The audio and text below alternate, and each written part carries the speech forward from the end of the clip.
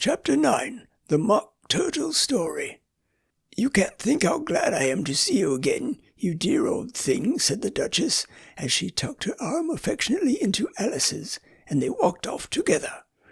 Alice was very glad to find her in such a pleasant temper, and thought to herself that perhaps it was only the pepper that had made her so savage when they met in the kitchen. "When I'm a duchess," she said to herself, not in a very hopeful tone, though, "I won't have any pepper in my kitchen at all. Soup does very well without. Maybe it's always pepper that makes people hot-tempered," she went on, very much pleased at having found out a new kind of rule. "And vinegar that makes them sour, and chamomile that makes them bitter, and barley sugar and such things that make children sweet-tempered. I only wish people knew that. Then they wouldn't be so stingy about it, you know." She had quite forgotten the Duchess by this time, and was a little startled when she heard her voice close to her ear. "You're thinking about something, my dear, and that makes you forget to talk. I can't tell you just now what the moral of that is, but I shall remember it in a bit." "Perhaps it hasn't one," Alice ventured to remark. "Tut, tut, child," said the Duchess. "Everything's got a moral, if only you can find it." And she squeezed herself up closer to Alice's side as she spoke. Alice did not much like keeping so close to her, first because the Duchess was very ugly, and secondly because she was exactly the right height to rest her chin upon Alice's shoulder, and it was an uncomfortably sharp chin. However, she did not like to be rude, so she bore it as well as she could. "The game's going on rather better now," she said, by the way of keeping up the conversation a little. "'Tis so," said the Duchess, "and the moral of that is, oh, 'tis love, that makes the world go round." "Somebody said," Alice whispered, "that it's done by everybody minding their own business." "Ah, well, it means much the same thing," said the Duchess, digging her sharp little chin into Alice's shoulder as she added, "and the moral of that is, take care of the sense, and the sounds will take care of themselves." How fond she is of finding morals in things, Alice thought to herself. "I dare say you're wondering why I don't put my arm round your waist," the Duchess said after a pause. "The reason is that I'm doubtful about the temper of your flamingo. Shall I try the experiment?" "He might bite," Alice cautiously replied, not feeling at all anxious to have the experiment tried. "Very true," said the Duchess. "Flamingos and mustard both bite. And the moral of that is, birds of a feather flock together." "Only mustard isn't a bird," Alice remarked. "Right, as usual," said the Duchess. "What a clear way you have of putting things." "It's a mineral, I think," said Alice. "Of course it is," said the Duchess, who seemed ready to agree to everything that Alice said. "There's a large mustard mine near here, and the moral of that is, the more there is of mine, the less there is of yours." "Oh, I know," exclaimed Alice, who had not attended to this last remark. "It's a vegetable. It doesn't look like one, but it is." "I quite agree with you," said the Duchess, "and the moral of that is, be what you would seem to be. Or if you'd like it, put more simply, never imagine yourself not to be otherwise than what it might appear to others. That what you were or might have been was not otherwise than what you had been would have appeared to them to be otherwise." "I think I should understand that better," said Alice very politely, "if I had it written down, but I can't quite follow it as you say it." "That's nothing to what I could say if I chose," the Duchess replied in a pleased tone. "Pray don't trouble yourself to say it any longer than that," said Alice. "Oh, don't talk about trouble," said the Duchess. "I make you a present of everything I've said as yet." "A cheap sort of present," thought Alice. "I'm glad they don't give birthday presents like that." But she did not venture to say it out loud. "Thinking again?" the Duchess asked, with another dig of her sharp little chin. "I've a right to think," said Alice sharply, for she was beginning to feel a little worried. "Just about as much right," said the Duchess, "as pigs have to fly, and the—" But here, to Alice's great surprise, the Duchess's voice died away, even in the middle of a favourite word, moral. and the arm that was linked to hers began to tremble.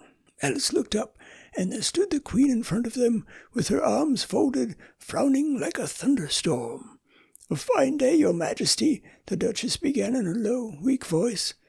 "Now, I give you fair warning," shouted the Queen, stamping on the ground as she spoke.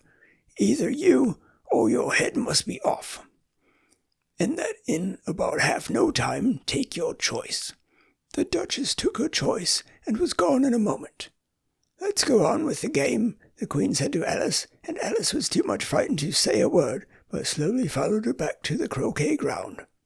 The other guests had taken advantage of the Queen's absence and were resting in the shade. However, the moment they saw her, they hurried back to the game, the Queen merely remarking that a moment's delay would cost them their lives.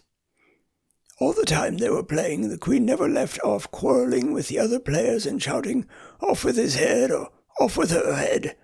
Those whom she sentenced were taken into custody by the soldiers, who of course had to leave off being archers to do this, so that by the end of half an hour or so there were no archers left, and all the players except the King, the Queen, and Alice were in custody and under sentence of execution. Then the Queen left off, quite out of breath, and said to Alice, "Have you seen the Mock Turtle yet?" "No," said Alice. "I don't even know what a Mock Turtle is." "It's the thing Mock Turtle soup is made from," said the Queen. "I never saw one or heard of one," said Alice. "Come on, then," said the Queen, "and he shall tell you his history." As they walked off together, Alice heard the King say in a low voice to the company generally, "You are all pardoned." "Come, that's a good thing," she said to herself, for she had felt quite unhappy at the number of executions the Queen had ordered. They very soon came upon a griffin, lying fast asleep in the sun. "Up, lazy thing," said the Queen, "and take this young lady to the Mock Turtle. And to hear his history, I must go back and see after some executions I have ordered." And she walked off, leaving Alice alone with the griffin. Alice did not quite like the look of the creature, but on the whole she thought it would be quite as safe to stay with it as to go after that savage Queen, so she waited. The griffin sat up and rubbed its eyes. Then it watched the Queen till she was out of sight. Then it chuckled. "What fun!" said the griffin, half to itself, half to Alice. "What is the fun?" said Alice. "Why, she," said the griffin. "It's all her fancy that. They never execute nobody, you know. Come on. Everybody says come on, here," thought Alice as she went slowly after it. "I never was ordered about all in my life, never." They had not gone far before they saw the Mock Turtle in the distance, sitting sad and lonely on a little ledge of rock, and as they came nearer, Alice could hear him sighing as if his heart would break. She pitied him deeply. "What is his sorrow?" she asked the griffin, and the griffin answered, very nearly in the same words as before, "It's all his fancy that. He hasn't got no sorrow, you know. Come on." So they went up to the Mock Turtle, who looked at them with large eyes full of tears, but said nothing. "This here young lady," said the griffin, "she wants for to know your history, she do." "I'll tell it to her," said the Mock Turtle in a deep, hollow tone. "Sit down, both of you, and don't speak a word till I've finished." So they sat down, and nobody spoke for some minutes. Alice thought to herself, "I don't see how he can ever finish if he doesn't begin." But she waited patiently. "Once," said the Mock Turtle at last with a deep sigh, "I was a real turtle." These words were followed by a very long silence, broken only by an occasional exclamation of "Herger" from the griffin, and the constant heavy sobbing of the Mock Turtle. Alice was very nearly getting up and saying, "Thank you, sir, for your interesting story," but she could not help thinking there must be more to come, so she sat still and said nothing. "When we were little," the Mock Turtle went on at last, more calmly, though still sobbing a little now and then, "we went to school in the sea. The master was an old turtle. We used to call him Tortoise. "Why did you call him Tortoise if he wasn't one?" Alice asked. "We called him Tortoise because he taught us," said the Mock Turtle angrily. "Really, you are very dull. You ought to be ashamed of yourself for asking such a simple question," added the Gryphon, and then they both sat silent and looked at poor Alice, who felt ready to sink into the earth. At last the Gryphon said to the Mock Turtle, "Drive on, old fellow. Don't be all day about it." And he went on in these words. "Yes, we went to school in the sea, though you mayn't believe it." "I never said I didn't," interrupted Alice. "You did," said the Mock Turtle. "Hold your tongue," added the Gryphon. Before Alice could speak again, the Mock Turtle went on. "We had the best of educations. In fact, we went to school every day." "I've been to a day school too," said Alice. "You needn't be so proud as all that." "With extras?" asked the Mock Turtle, a little anxiously. "Yes," said Alice. "We learned French and music." "And washing?" said the Mock Turtle. "Certainly not," said Alice indignantly. "Ah, then yours wasn't a really good school," said the Mock Turtle in a tone of great relief. "Now ours, they had at the end of the bill, French music and washing extra." "You couldn't have wanted it much," said Alice, "living at the bottom of the sea." "I couldn't afford to learn it," said the Mock Turtle with a sigh. "I only took the regular course." "What was that?" inquired Alice. "Reeling and writhing, of course, to begin with," the Mock Turtle replied, "and then the different branches of arithmetic, ambition, distraction, uglification, and derision." "I never heard of uglification," Alice ventured to say. "What is it?" The Gryphon lifted up both his paws in surprise. "What, never heard of uglying?" it exclaimed. "You know what to beautify is, I suppose." "Yes," said Alice doubtfully. "It means to make anything prettier." "Well, then," the Gryphon went on, "if you don't know what to uglify is, you are a simpleton." Alice did not feel encouraged to ask any more questions about it, so she turned to the Mock Turtle and said, "What else had you to learn?" "Well, there was mystery," the Mock Turtle replied, counting off the subjects on his flappers. "Mystery, ancient and modern, with seaography. Then drawing.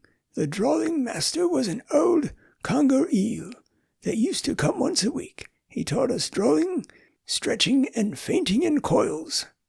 "What was that like?" said Alice. "Well, I can't show it you myself," the Mock Turtle said. "I'm too stiff, and the Gryphon never learnt it." "Hadn't time," said the Gryphon.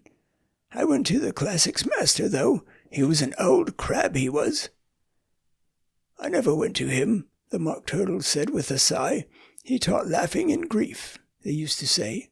"So he did, said the Gryphon, sighing in his turn, and both creatures hid their faces in their paws. "And how many hours a day did you do lessons?"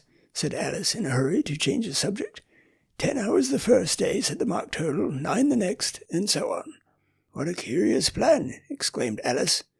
"That's the reason they're called lessons," the Gryphon remarked, "because they lessen from day to day." This was quite a new idea to Alice, and she thought it over a little before she made her next remark. "Then the 11th day must have been a holiday." "Of course it was," said the Mock Turtle. "And how did you manage on the 12th?" Alice went on eagerly. "That's enough about lessons," the Gryphon interrupted in a very decided tone. "Tell us something about the games now."